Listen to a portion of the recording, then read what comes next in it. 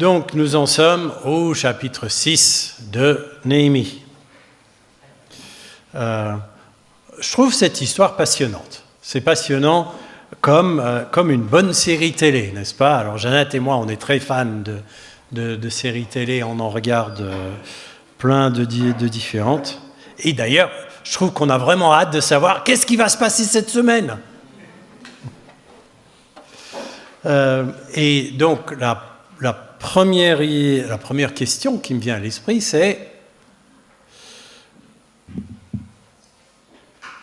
où en sont les travaux? Parce qu'on suit l'histoire des travaux au fur et à mesure des semaines, donc où est-ce que ça en est maintenant? Bon, dans la deuxième partie du premier verset, on voit tout de suite le rapport de progrès. J'avais fini de rebâtir la muraille et il ne restait plus de brèche, sauf les portes dont je n'avais pas encore posé les battants à cette époque. Donc, c'est presque terminé. Plus que quelques portes à poser. Mais au fur et à mesure que les travaux ont avancé, l'opposition agit et les problèmes surgissent, n'est-ce pas? Il y a 15 jours, on a vu que les ennemis Sanballat, Tobia et compagnie complotaient d'attaquer Néhémie et les Juifs. La semaine dernière, c'était des disputes internes qui posaient problème. Okay, faisons le point de là où c'en est maintenant, avec le premier verset. Lorsque Sanballat, Tobia, Geshem, l'Arabe et le reste de nos ennemis apprirent que j'avais fini de rebâtir la muraille et qu'il restait plus de brèche, sauf les portes dont je n'avais pas encore posé les battants à cette époque, Sanballat et Geshem m'envoyèrent un message pour me dire « Viens et ayons ensemble une entrevue à Képhirim dans la vallée d'Ono. » Mais ils avaient l'intention de me faire du mal. Bon, les ennemis voient que les travaux avancent, que les travaux sont presque terminés, donc ils s'activent. Ils proposent une rencontre à Néhémie, mais Néhémie n'est pas dupe. À la proposition de cette rencontre dans la vallée d'Ono, il dit « Oh non !» Bon, continuons à voir ce qui se passe. Je leur envoyais des messagers pour leur répondre. J'ai un grand travail à exécuter et il m'est impossible de me rendre auprès de vous. Je n'ai pas de raison d'interrompre l'ouvrage en l'abandonnant pour aller vous rencontrer. À 4 reprises, ils me firent transmettre la même proposition et je leur retournai la même réponse.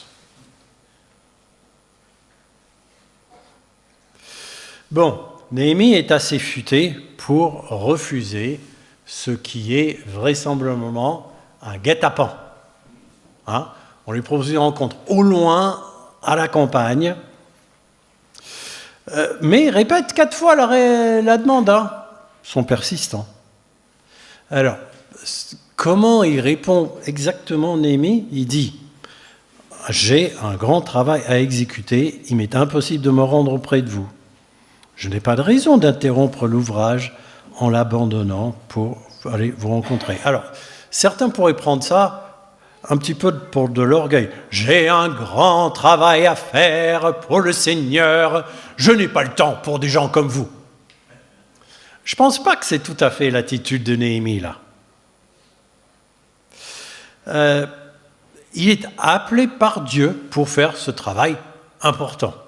Donc, il prend ça au sérieux, il estime que ce n'est pas le moment de prendre une pause. Et il se doute que l'invitation à une rencontre n'est pas vraiment sincère, n'est-ce pas, qu'il se trame autre chose.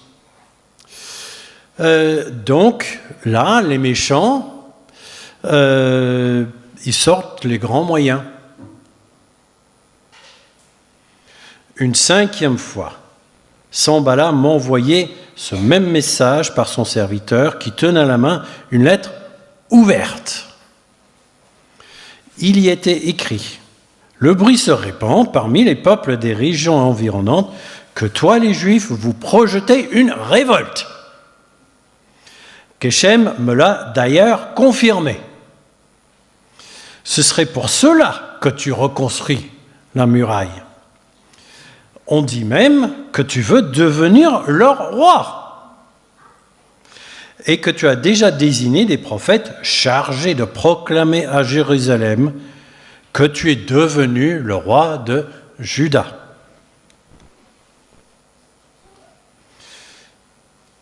Maintenant, les rumeurs de ce genre arriveront certainement aux oreilles de l'empereur. Viens donc discuter avec nous. Je lui fis répondre, rien de ce que tu affirmes n'est exact. Tout ceci est une pure invention de ta part. Bon, Sanballat répond, mais avec une lettre ouverte, c'est-à-dire une lettre lisible par quiconque voudrait la lire. Autant publier ça dans le journal, quoi. Et dans cette lettre ouverte, il évoque une rumeur, mais en citant la rumeur, il la fait répandre encore plus, et il lui donne de la crédibilité. Mais évidemment, c'était le but. Il accuse Néhémie de sédition, de révolte contre l'empereur. Sanballat et ses copains ont vraiment tout essayé pour essayer d'empêcher les travaux d'aboutir. Au départ, ils ont cherché à ridiculiser les efforts. Ensuite, ils ont comploté une attaque militaire. Et là, ils essayent de faire croire que Néhémie et compagnie veulent mener la révolution. Tout ça pour essayer d'arrêter la reconstruction de cette fichue muraille. De toute évidence, le fait que Jérusalem devienne fort et capable de se défendre, c'est une vraie menace pour Sanballat, Tobia et compagnie. Mais Néhémie ne se laisse pas faire. Il ajoute, tous ces gens, en effet, ne cherchent qu'à nous faire peur. Ils espéraient que nous nous découragerions et que nous abandonnerions l'ouvrage. Maintenant, ô Dieu, fortifie-moi pour ma tâche. Alors ça, c'est une réaction intéressante. On a déjà vu ça au chapitre 4. Je relis les versets 2 et 3 du chapitre 4. Ils, c'est-à-dire Sanballat et compagnie, se liguèrent tous ensemble pour aller attaquer Jérusalem et y semer le désordre. Alors nous avons prié notre Dieu et nous avons posté des gens pour monter la garde. Ça, c'est intéressant. D'abord, Néhémie et ses compagnons prient, ensuite, mais tout de suite, ils agissent. Ok, que se passe-t-il après cette prière de Néhémie? Je me rendis chez Shemaïa, fils de Delaïa et petit-fils de Méhédébaël, qui s'était barricadé chez lui. Il s'écria, alors, allons tenir conseil dans le temple de Dieu au fond du sanctuaire et verrouillons les portes, car ils veulent te tuer. Ils vont venir pendant la nuit pour t'assassiner. Mais je lui répondis, comment un homme dans ma position prendrait-il la fuite? D'ailleurs, quel homme comme moi pourrait pénétrer dans le temple sans perdre la vie? Non, je n'irai pas. J'avais bien compris que ce n'était pas Dieu qui l'envoyait, mais il avait prononcé cette prophétie pour moi parce que Sanballat et Tobia l'avaient soudoyé. Ils avaient agi ainsi pour me faire peur et pour qu'en suivant son conseil, je commette un péché. Alors, ils auraient pu me faire une mauvaise réputation et me discréditer. Mon Dieu ne laisse pas Sanballat et Tobia impunis pour leurs actes, ni Noadia la prophétesse, ni les autres prophètes qui ont cherché à me faire peur. Bon, tout cela est assez étrange, n'est-ce pas? Shemaïa, c'était un prophète. Alors, on ne sait pas trop pourquoi il s'était barricadé chez lui, c'est un peu bizarre ça. Est-ce qu'il craignait pour sa vie ou est-ce que c'était du cinéma? Parce que c'était courant que des prophètes fassent des choses extrêmes, comme s'enfermer chez eux et refuser de sortir. Bref, Shemaïa dit à Néhémie, ta vie est en danger. Et il l'invite à prendre refuge avec lui au fond du sanctuaire du temple. Ok ? Donc, ça peut sembler logique, mais nous, non-juifs du XXIe siècle, on ne comprend pas forcément les implications de ça.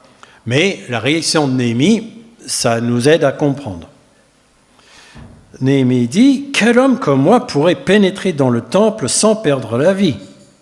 Donc, il s'agit sans doute du lieu saint, comme on l'appelait, endroit, partie du temple, strictement réservé aux prêtres.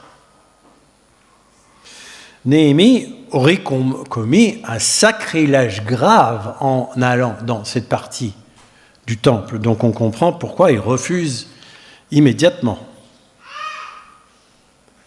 Donc toute cette histoire de se réfugier au temple était montée de toutes pièces par Sanballat et Tobia. Ils ont donné un pot de vin au soi-disant prophète pour qu'il raconte à Néhémie ce que eux voulaient. C'est très sournois, n'est-ce pas? Si Néhémie avait pris suffisamment peur pour accepter d'aller dans le temple, ça aurait donné à ses ennemis un chef d'accusation vrai. Ils auraient pu le traîner en justice si Dieu ne l'avait pas déjà frappé de mort quand il était dans la partie du temple où il n'avait pas le droit d'aller. Et ça aurait donné le coup de grâce à sa réputation. Heureusement, Néhémie avait tout compris. Bon, l'histoire continue. La muraille fut achevée en 52 jours, le 25 du mois d'Éloul, c'est-à-dire, selon les notes que j'avais lues, le 3 octobre 445 avant Jésus-Christ. Donc, on n'est pas loin de l'anniversaire. Intéressant. Lorsque nos ennemis l'apprirent, tous les peuples étrangers qui nous entouraient furent saisis de crainte et profondément humiliés à leurs propres yeux, car ils reconnurent qu'un tel ouvrage n'avait pas pu être mené à bonne fin qu'avec l'aide de notre Dieu. Bon, c'est vrai, avec la technologie de l'époque, compléter toute la muraille en 52 jours, c'est étonnant. Certains historiens pensaient que c'était physiquement impossible. Bon, pas tout à fait quand même. D'autres qui ont bien étudié pensent que c'était plausible. Bon, diverses raisons. Déjà, la muraille n'était pas à refaire entièrement, mais juste une bonne partie. Et aussi une bonne partie, c'était que des portes manquaient, et la fabrication de portes en bois, c'est relativement rapide. Mais en fait, ça n'aurait pas été étonnant que la muraille se complète en 52 jours, que la compagnie de Néhémie aurait pu tout faire, si on les avait laissés tranquilles, n'est-ce pas? Ce qui tient du miracle, en réalité, c'est qu'ils ont reconstruit la muraille malgré toute l'opposition qu'il y avait et qu'ils aient été capables de déjouer tous les coups fourrés des opposants. C'est ça, pour moi, qui est le plus miraculeux dans l'histoire. Parce que même les païens ont été obligés d'avouer que c'était grâce à Dieu qu'ils ont réussi l'affaire. Et on termine le chapitre en lisant que les notables de Jérusalem étaient tout le temps en correspondance avec Tobia et que lui continuait à envoyer des lettres d'intimidation à Néhémie. Bon, quelle histoire, hein? Menaces, intrigues, complots.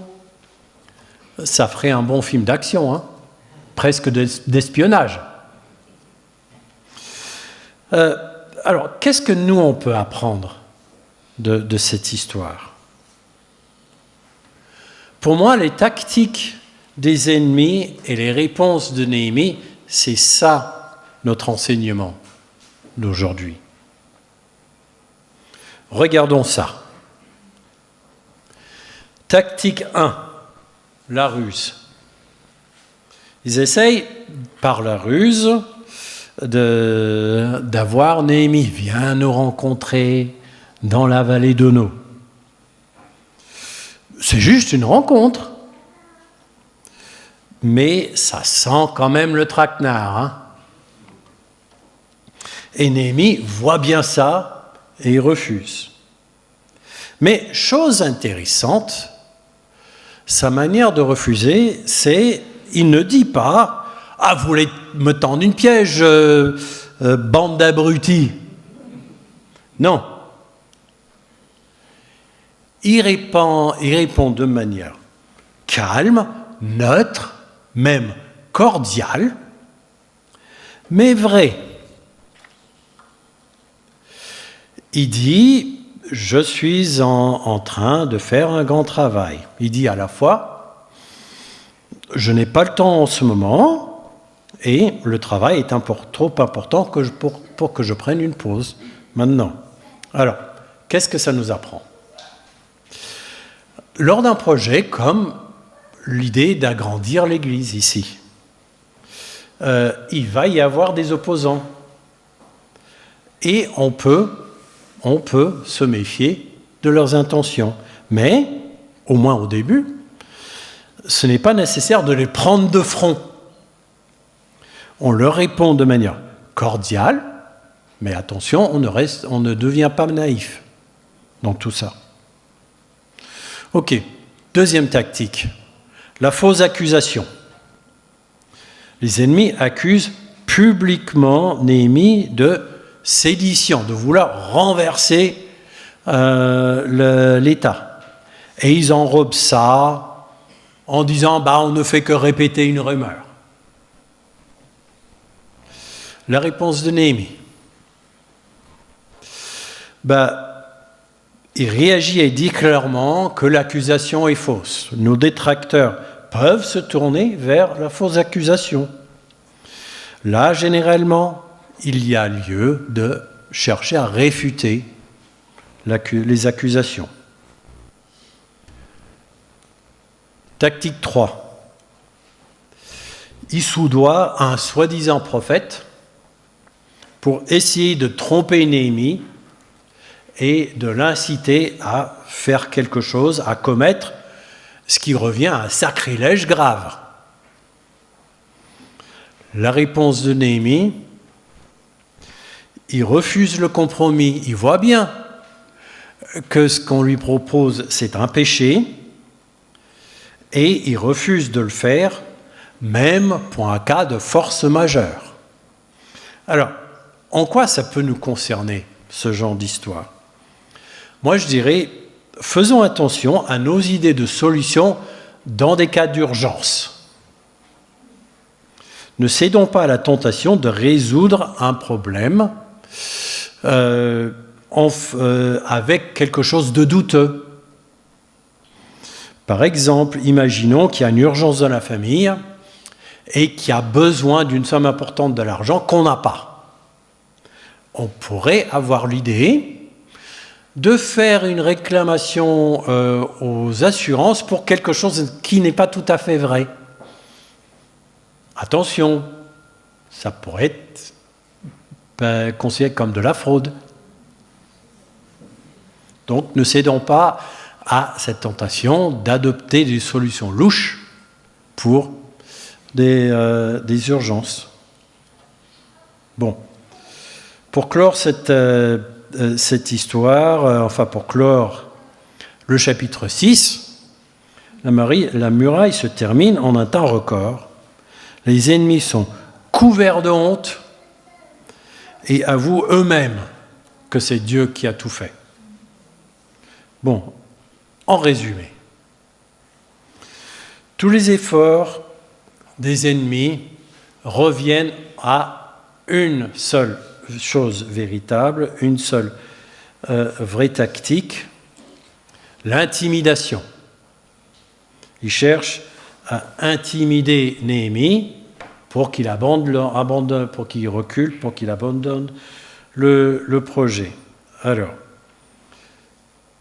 intimider, j'ai regardé dans l'Aussen's en ligne, définition, remplir quelqu'un de peur en usant de force, de menace. Allez, c'est clair que Sanballat et compagnie utilisent la menace pour dissuader Néhémie de compléter la muraille. Bon, comme j'ai dit tout à l'heure, Jeannette et moi, on est très fans de séries télé et on en regarde une en ce moment avec des avocats. Et l'intimidation, alors là, c'est une tactique qu'utilisent les avocats tout le temps.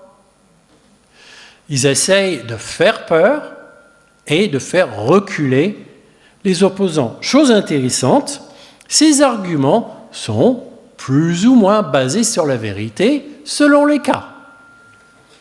C'est souvent basé sur de la pure mensonge, mais ça peut être aussi simplement l'exagération de détails de vérité bien au-delà de leur véritable importance.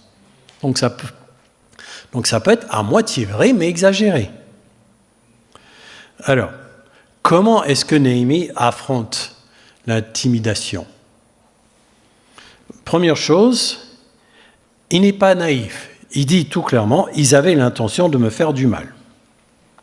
Parfois, il y a lieu de se méfier de certaines demandes qui peuvent sembler innocentes. Bon, j'ai une histoire un petit peu drôle. J'ai un ami qui, il y a longtemps, était employé civil dans une base de l'armée américaine en Allemagne, mais c'était en pleine période de guerre froide. Alors, il connaissait un Russe qui habitait le coin, et un beau jour, le Russe débarque chez lui et dit « Ah ben, j'ai un cadeau pour toi ».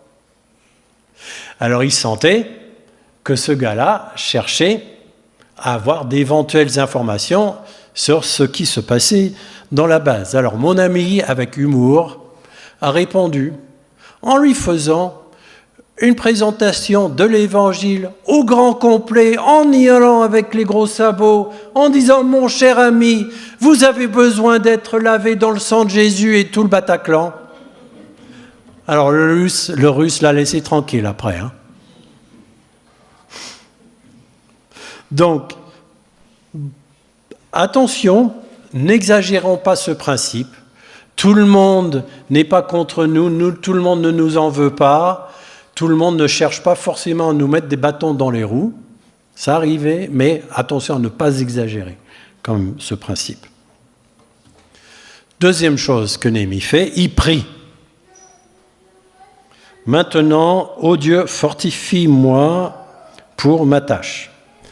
Il ne prie pas simplement soulage-moi de mes problèmes, mais donne-moi la force pour continuer. Bon, j'ai un tout petit exemple. lors d'un projet d'évangélisation il y a des années, on avait un problème avec une clé coincée dans une porte dans le centre où on était. On ne savait pas comment faire et on était vraiment embêtés. Heureusement, quelqu'un du groupe a eu la bonne idée, prions. Et évidemment, la clé s'est décoincée tout de suite. N'oublions pas la prière. Bon. Également, Néhémie fait preuve de discernement spirituel. Alors, je ne parle pas d'une sorte de pensée un peu mystique qui nous tombe sur la tête comme ça, mais plutôt d'un bon sens spirituel et biblique. Dans une situation d'urgence, comme Néhémie avait eu, et qu'on nous propose une solution qui pourrait être douteuse, posons-nous la question.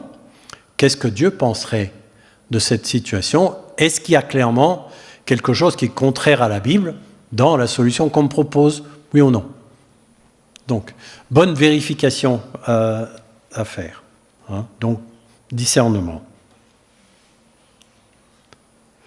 Et finalement, Néhémie reste ferme dans ce que Dieu l'a appelé à faire. J'ai un grand travail à exécuter. Si nous sommes sûrs que si nous sommes sûrs que Dieu veut que nous fassions quelque chose, soyons persévérants, allons jusqu'au bout. Et c'est ce que Néhémie a fait. Il est important d'être sûr que le projet en question est bien le projet de Dieu. C'est pour ça que nous prenons toute cette période de réflexion et de calcul par rapport au projet d'agrandissement de l'Église. On va être sûr et certain que c'est bien le projet de Dieu. Mais la certitude de l'appel de Dieu nous donne une confiance indispensable pour avancer.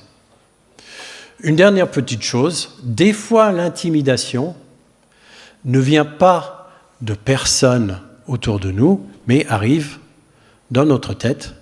Et là, c'est l'ennemi qui nous envoie des pensées. « Oh, t'y arriveras jamais !» Bon, nous, on a vécu 2 dégâts des eaux dans 2 semaines. Et c'est vrai, j'ai eu du mal avec certaines pensées. « Non, mais t'arriveras pas à faire résoudre ça à temps. » Et tout. Mais non. J'ai eu la bonne idée de prier. Et je pense que les choses vont se résoudre. Et ça, c'est, je pense, ce que nous, on peut faire aussi. On prie, on fait ce qu'on peut faire, et on avance. Prions. Seigneur, aide-nous à suivre l'exemple de Néhémie, de te faire confiance, de prier et d'avancer. Amen.